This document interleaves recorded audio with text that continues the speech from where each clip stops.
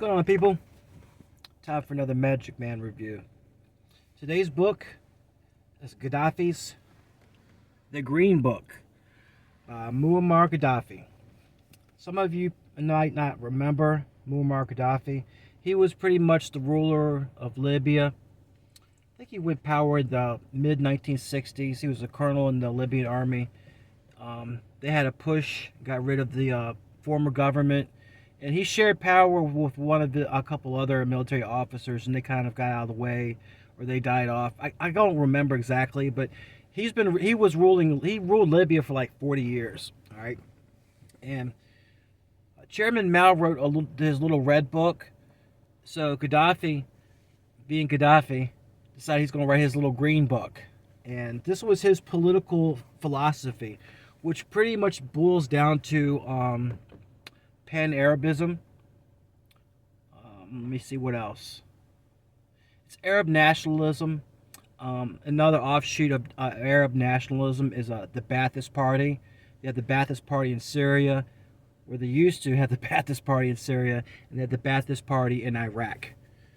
And so what this was is what the Arabs wanted to live good lives, and they didn't want to live under colonial rule of the European powers. So they took the National Socialist model of Germany and Italy, and they saw how it was successful in building up their economy, and they mimicked the National Socialists in Germany, in Italy, in Spain, and I forget which other ones had National Socialists. Doesn't matter. It's a really short book. It's kind of funny in many ways. And sometimes the things he puts in here are really lofty and utopian. And other times he's really like super hardcore based. Just gets back to the roots. He discusses natural law a lot in this book. And some things are natural to him, aren't natural to other people. But his philosophy in his own mind is based on natural law. How things exist in nature. If you see how things exist in nature, you should mimic that, and you should also learn from history. Very much the same way Socrates was saying in the previous book we went over about classical Greece. One of the first things he says here is political parties are dangerous, and they pretty much become a dictatorship upon themselves, which is true if you look here in the United States. 51% win the election, and they get to dictate over the other 49%, whether you agree with it or not, and you're still paying for it. He identified that the government is actually the problem for most human beings. But seeing how government is comprised of people, how do you get away from that? Because you can't have a perfect government if you have people running the government, because people are imperfect. So it's kind of a little bit of a puzzle there. When he was talking about his what was it? Let me call it. What he calls it, the third way. No, the third way is National Socialism for Germany. But he calls for popular conferences and people's committees, and that's very much kind of the same thing as having a constitutional convention like we had in the beginning of the founding of the United States. And many of the founders of the United States agree with what he's saying in here, that we shouldn't have political parties. Because in the end, they represent the elite of the political party. And once they get into power, and they have power, they're subjugating the other political party and taking power away from them. And at the same time, they're forgetting their constituents, which is pretty much what they do.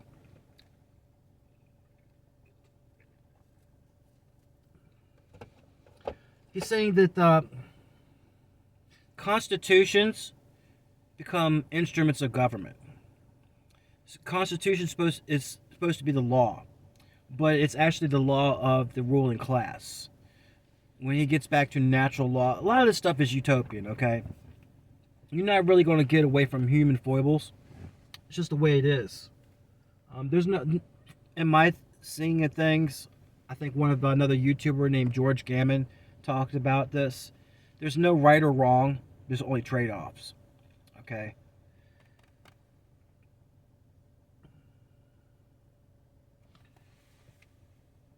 Anytime you read a National Socialist or a socialist in general, they kind of put these ideals out there the same way other people put out, deities.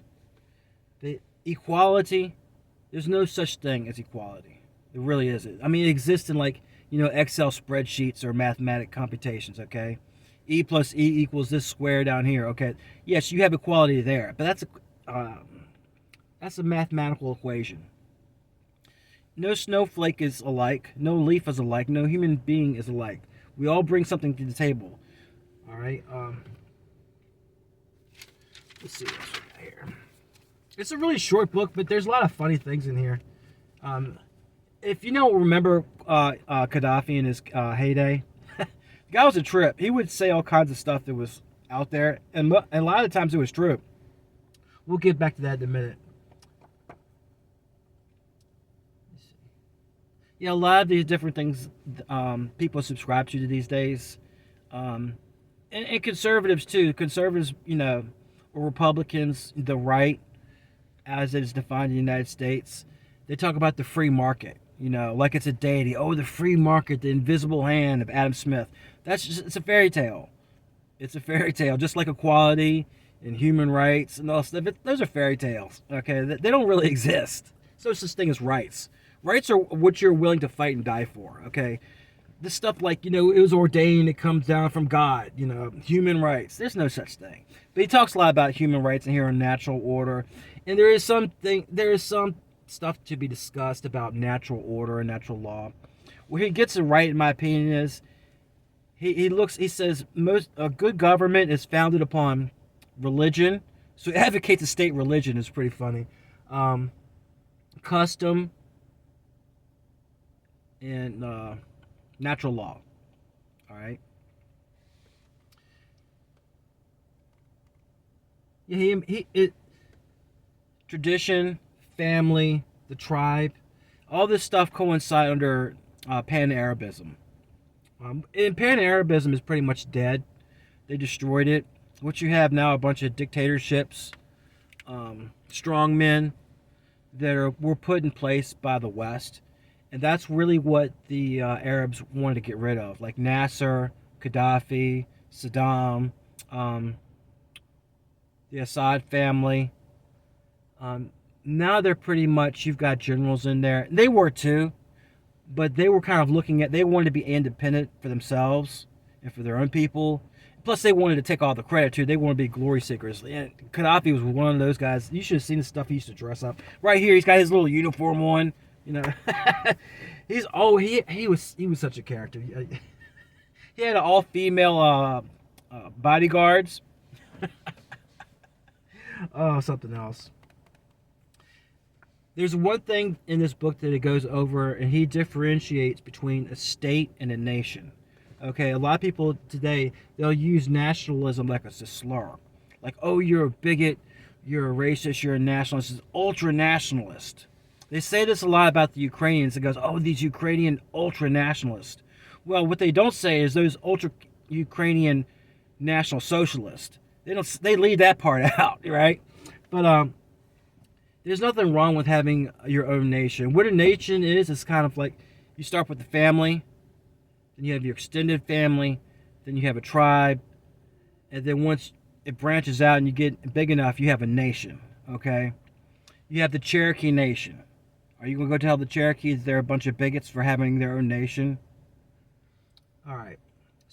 But a state is different. A state is a construct made up of other human beings for the benefit of the cliques, the few. I'm not saying it's all good or bad. I'm just saying it is what it is. And he differentiates between a state and a nation. Now, it was a really short book. I enjoyed it. Gaddafi was quite a character. Yes, he did support terrorism. The Lockerbie bombing over, I think it was in Scotland, was attributed to him, to one of his agents. And he paid out the families too. They kissed and made up after that before they overthrew him. But he wanted to be a revolutionary, kind of like Che Guevara and that crowd. He wanted to be seen as this great man, this great revolutionary. And if you go back to one of our first books we did on this channel, talking about the IRA, the Irish Republican Army, he was training the IRA in Libya, and he was supplying them with weapons to overthrow the British. He hated the British. They were like the ultra colonial power, which they were, but in his day they were fading out. But the Arabs still had a lot of resentment against the British Empire, particularly what happened down in British Palestine, and that's still going on right now with their conflict with the Arabs in Judea. He made a lot of predictions that came out to be true. He said, if you remove me from power, I'm the one putting the cork in Africa. Okay? Once you remove me out of power, all the people from Africa are going to flood into Europe. And that is exactly what happened. He also said that the Europe would be Islamic in the future. The European people were so obsessed with materialism, and they weren't really for the family anymore, that they weren't starting families and having children, which was the bedrock of society, that they would eventually be replaced and absorbed into greater Islamic societies, European Islamic societies. They would be different from like Arab, like Saudi Islamic societies or Indonesian Islamic society. They would be its own European Islamic societies, like the German variant, whatever. But he made that prediction, and I don't know. Last time I was in Europe, which was 20 years ago, I thought I landed in Beirut. I was like, is this London? Does it look like London? It's not good or bad, there's trade-offs. I fell in love with hummus when I had it over in England. Because, they had the little falafel shops where they have a lamb on a spit, and they cut a little, they give you some pita bread, they give you some lamb, and you throw some hummus on it, and some like salsa. Man, those things are great. I love them. Another thing he was saying here, and it's really sad what happened to Gaddafi. Yes, he was a brutal dictator. Saddam was a brutal dictator. Muammar in Egypt, and let me see. There's a couple other ones too that got removed. There's one I think in Algeria, the Assad family, and the West just came in there under the pretext of weapons of mass destruction and human rights. They destroyed those countries. And I'm going to post a video about a lot of the things that Gaddafi did for his society that it'll blow your mind. The difference between Libya being a socialist state and Cuba being a socialist state is that Libya was able to throw around a lot of money to its people. Gaddafi was able to throw around a lot of projects to his people, raise up their standard of living because they have oil revenue. Cuba doesn't have oil revenue, so they're poor. So I digress. I remember when they were having a conference, I don't know if it was the Arab League, and Gaddafi was up there and he was saying, who gave the right for the West to come in and try Saddam and just kill him? Who are they to come into another country and say, you're a bad person and we're going to, get rid of you? Who gave them that right? And some of the Arabs were kind of laughing, and Bashar al-Assad was laughing. He was like, ah, ha, ha, ha, ha. That's because Bashar al-Assad had made a deal with the West. They were running the rendition programs inside of Syria, torturing people, terrorists, or people they said were terrorists, people they didn't like, who weren't working for them. They would take them to Syria and torture them to get information out of them. So he was working with the West. He was trying to make a deal with Israel to get back the Golan Heights, and he messed up. Gaddafi messed up too. They trusted the West.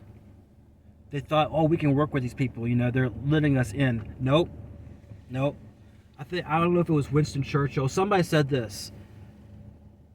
Being a friend of the United States is dangerous. Being an enemy of the United States is deadly. Because they treat the United States treats its friends worse than it treats its enemies. You just have to be alive and see this stuff go down. It's kind of crazy. But if you look what happened to Libya, they destroyed it. They destroyed Iraq. They destroyed Syria. ruin people's lives. And oh, one more thing. Sometimes I hear women say that, oh, if women were in charge, there wouldn't be all this death and war and destruction, all this stuff, because men create all the death and war. Nope. Nah. Y'all are worse than men sometimes. The so-called coalition that came in there and destroyed Gaddafi and had him killed, that was Hillary Clinton's project. You can go on the internet and you can look it up. Hillary Clinton's like, we came, we saw, he died. And she starts cackling, ha, ha, ha, ha, ha. You know, you just destroyed a whole country. You bombed their infrastructure. People are dying of disease. They brought back the African slave trade in Libya. The Arabs were selling, you know, Gaddafi had a deal with Chad and a lot of the sub-Saharan African nations where, you know, black people live. And he was bringing them up there and he was employing him and stuff like that in his army, doing infrastructure projects.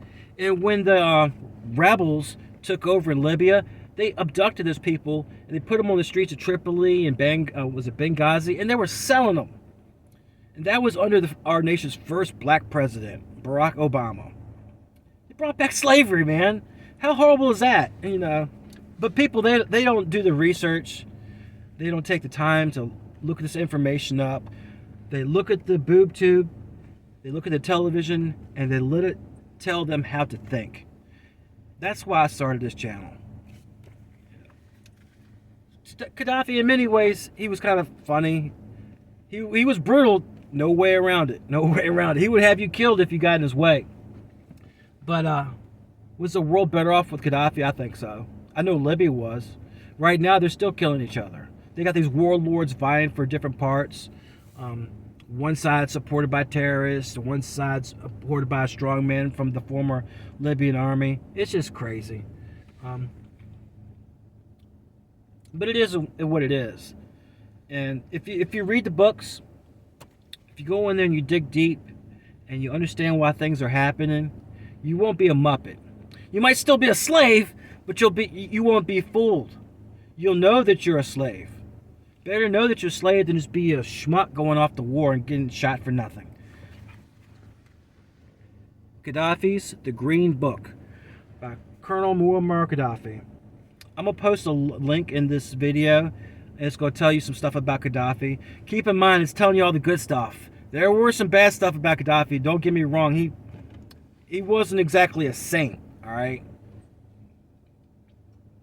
If you like this video, make sure to like and subscribe. Until next time, people.